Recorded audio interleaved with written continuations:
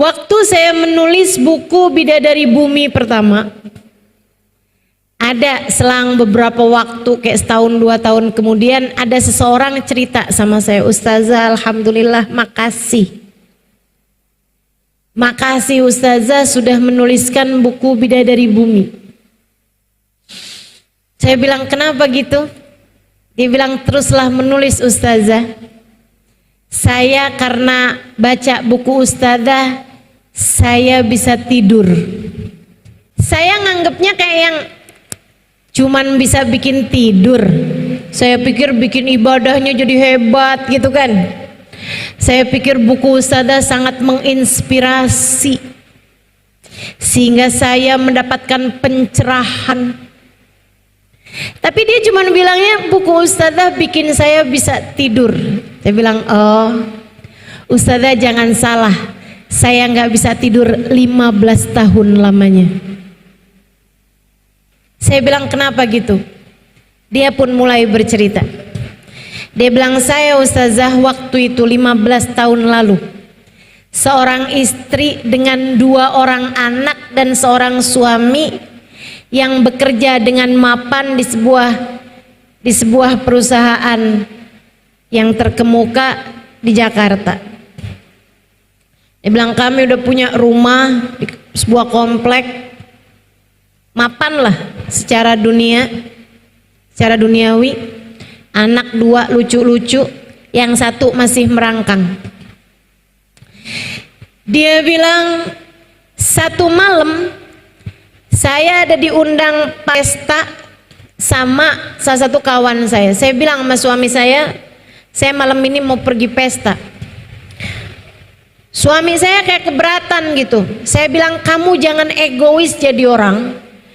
Kadang-kadang kamu kalau mau pergi sama teman-teman kamu saya izinin, kenapa giliran saya yang mau jalan kamu malah nggak bolehin gitu. Pokoknya saya mau pergi, jangan gitu jadi orang egois begitu, nggak boleh." Dia bilang, saya pun pergi dengan sepertinya suami yang sedang keberatan sama saya.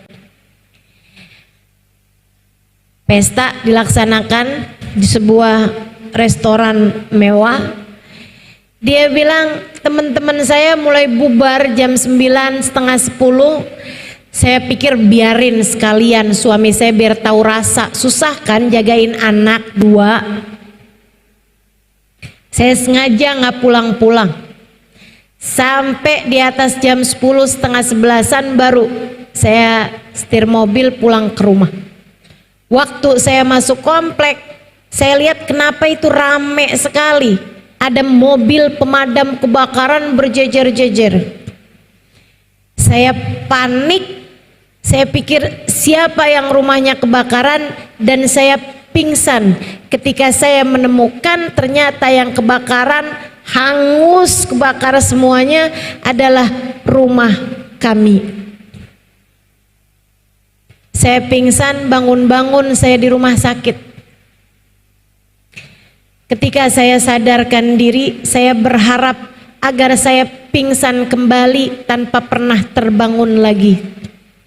Ketika saya diberitahu bahwa suami saya meninggal dunia di kebakaran tersebut, anak saya yang pertama meninggal dunia, yang tersisa adalah anak saya yang merangkak dengan keadaan kulit yang sudah terbakar dengan luka bakar yang sampai membuat dia hidup dalam keadaan tidak normal, kayak ada kerusakan di jantung dan lain sebagainya. Dia bilang, sejak hari itu saya tak henti mengutuki diri. Saya selalu merasa bersalah, dihantui perasaan-perasaan yang tidak menyenangkan bertahun-tahun lamanya. Kami akhirnya memutuskan untuk pindah, saya dengan anak saya, di sebuah apartemen. Saya tidak bergaul dengan orang-orang. Dia bilang, anak saya sekarang Ustazah udah di usia 15-an tahun. Dia cantik sebenarnya, tapi memang kulitnya banyak kena luka-luka bakar itu. Dan juga anak saya tidak pasti apa yang dimaksudkan dengan tidak normal ya.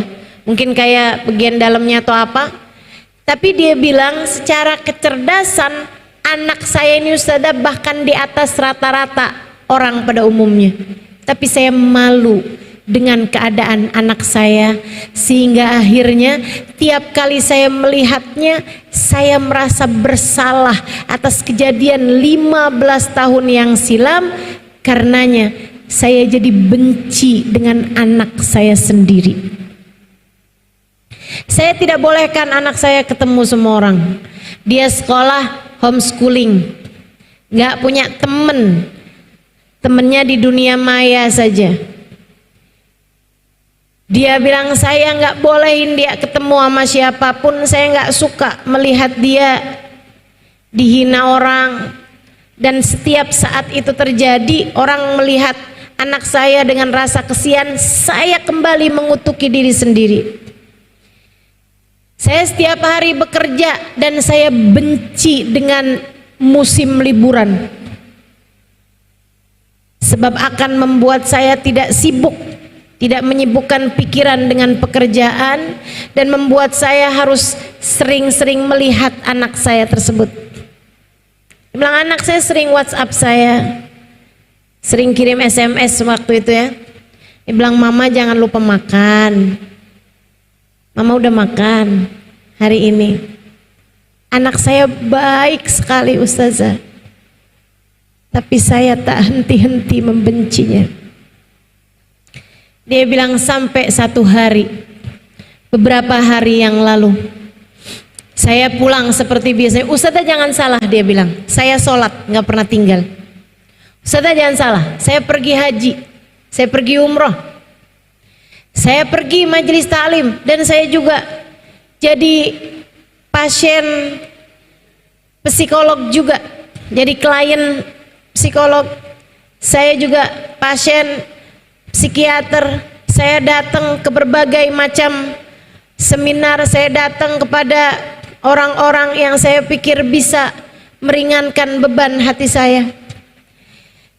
Dia bilang tapi itu semuanya tidak ada, atau belum, tepatnya belum ada yang berhasil buat saya. Dia bilang sampai satu hari saya pulang di larut malam, bis kerja sengaja, tar deh tunggu biar nggak macet. Saya pulang malam hari, juga tunggu biar anak saya tuh kayak udah tidur gitu. Jadi saya nggak harus lama-lama ngobrol sama anak saya. Dia bilang saya masuk, ada paketan di kamar, di rumah, di apartemen mereka. Saya liatin dari teman saya. Saya biarin aja, saya buka, isinya buku Bidadari Bumi, Halimah Al-Idrus. Siapa nih, nggak terkenal. Dia bilang saya pun pergi nemuin anak saya, secium keningnya, kayaknya dia udah tidur atau nggak tidur, saya nggak tahu. Dia bilang habis itu saya keluar, saya cari makanan, saya makan sedikit dari kulkas, kemudian saya pergi mandi, saya sholat isya.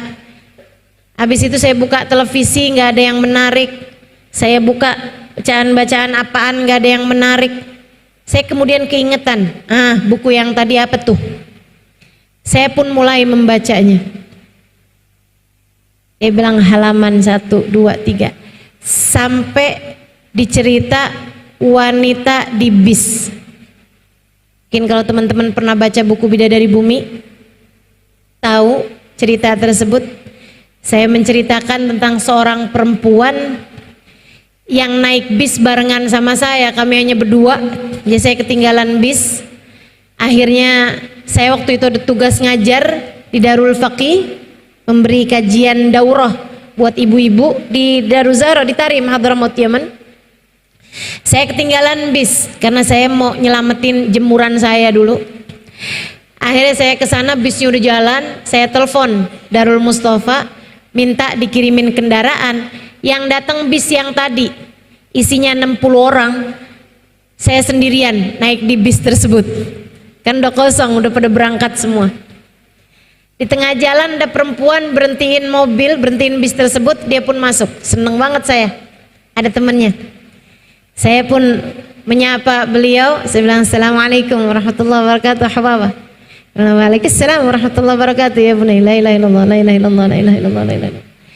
Saya sebenarnya kepengen ngajakin ngobrol tapi lisannya sibuk berzikir la ilaha illallah, la ilaha illallah, la ilaha illallah, la ilaha illallah. Jadi saya nggak mau ganggu.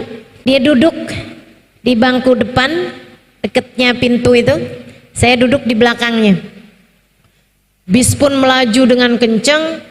Tiba-tiba lagi bis kencang, ada anak lari lewat di jalanan, nyebrang jalanan. Bisnya takut nabrak tuh anak.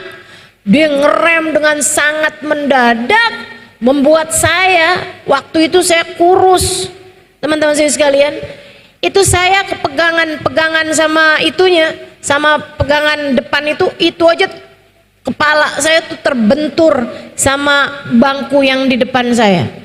Sementara si ibu dua di depan saya itu, seorang ibu yang ada di dua baris depan saya terjungkal, teman-teman saya sekalian, terjungkal, kepalanya terbanting, kemudian dia jatuh di tangganya bis tersebut itu.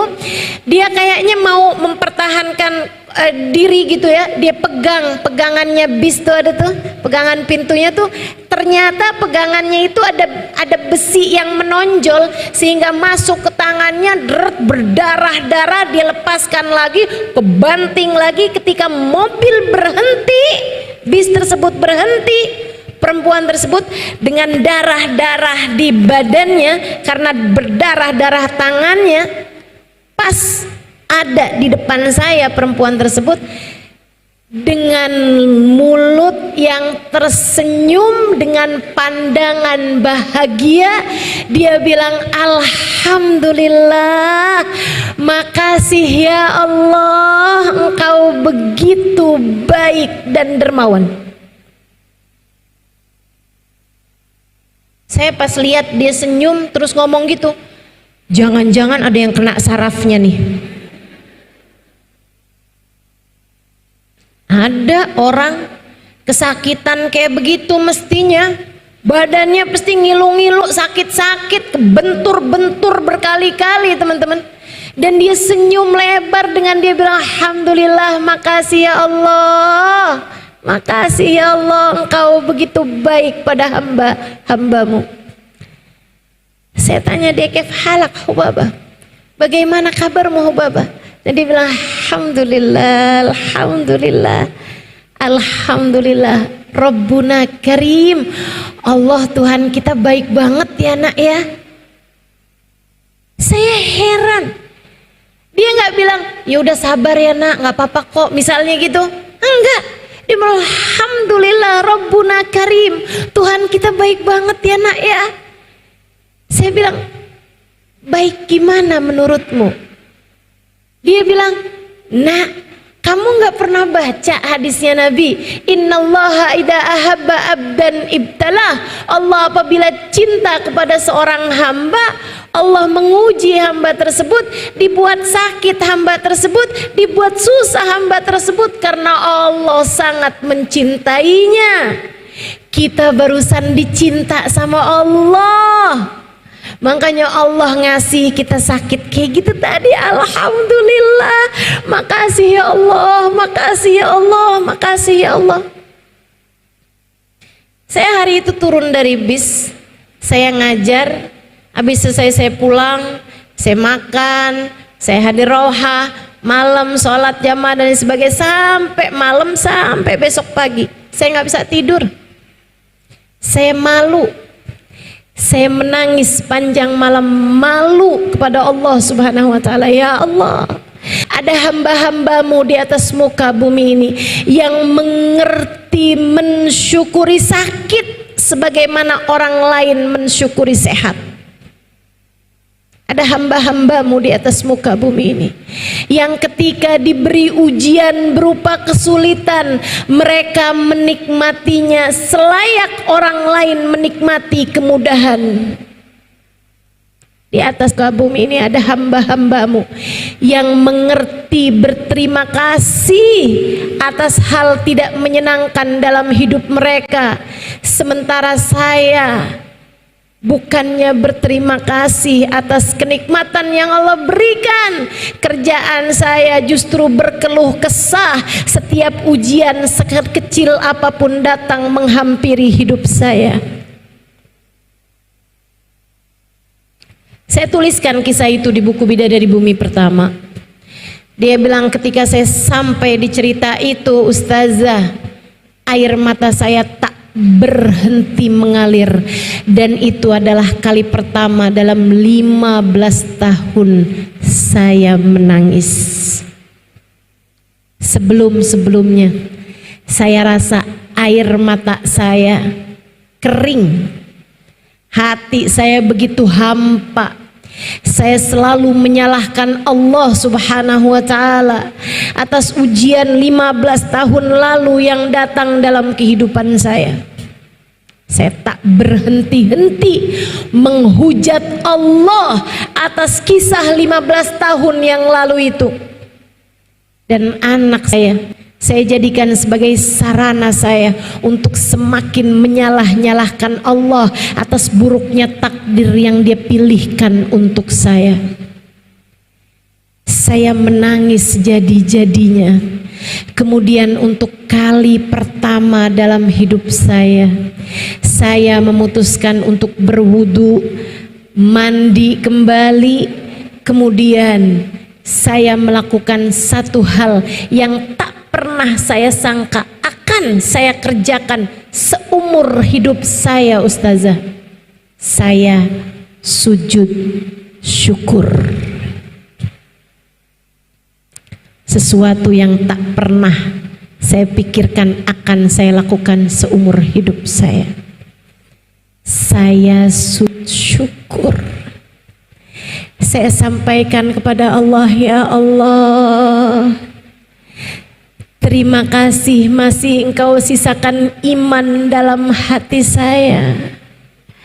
Terima kasih ya Allah, masih Engkau sisakan anak untuk saya. Terima kasih ya Allah, masih Engkau biarkan saya sholat menghadap kepadamu. Meski seburuk ini pemikiran saya tentangmu selama ini, ya Allah, terima kasih. Betapa tak pernah kurang-kurang sebenarnya Engkau memberikan kepada saya selama ini. Akan tetapi fokus saya tak pernah melihat kenikmatan demi kenikmatan yang Engkau berikan pada saya, karena saya hanya fokus kepada satu ujian berat yang datang 15 tahun yang lalu itu. Maafkan saya ya Allah, mata hati saya telah terbutakan olehnya. Sesudah saya sujud syukur, saya kemudian menghampiri kamar anak saya. Saya memeluknya. Saya sampaikan padanya, "Nak, maafkan mama, maafkan mama. Maafkan mama selama ini telah meninggalkanmu. Maafkan mama, nak. Selama ini mama sayang padamu, tapi kamu hanya mama gunakan sebagai alat untuk semakin menghujat Allah dalam hidup mama atas buruknya takdir 15 tahun yang lalu. Maafkan mama ya nak. Betapa sebenarnya kamu adalah seorang anak yang selama ini sangat membahagiakan hati mama. Mama menganggapmu sebagai musibah, padahal sebenarnya kamu adalah karunia terindah yang Allah berikan dalam kehidupan mama. Maafkan mama sayang, maafkan mama." Saya pelukin dia dengan air mata yang terus membanjiri pipi saya. Anak saya balik menangis. Kemudian ia berkata, "Ya Allah, terima kasih.